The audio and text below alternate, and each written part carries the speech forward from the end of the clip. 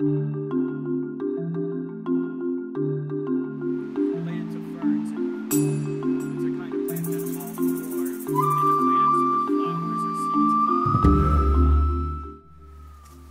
I'm Sam. I have an ELC internship working for the Nature Conservancy. Part of my job is I give hikes of this bat cave preserve, 250-acre preserve in Hickory Gorge. Hi, my name is Jess.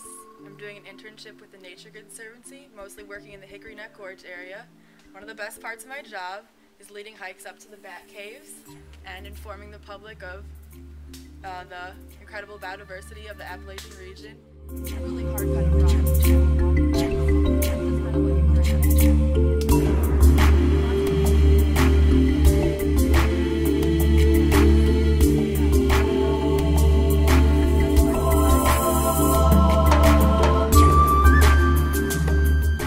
Other parts of the internship, I remove a lot of invasive plants from the preserve, work in this southern Appalachian bog, another very rare kind of ecosystem, and do some work there. And yeah, having a good summer, being outside a lot, only one day a week in the office. It's a pretty sweet deal.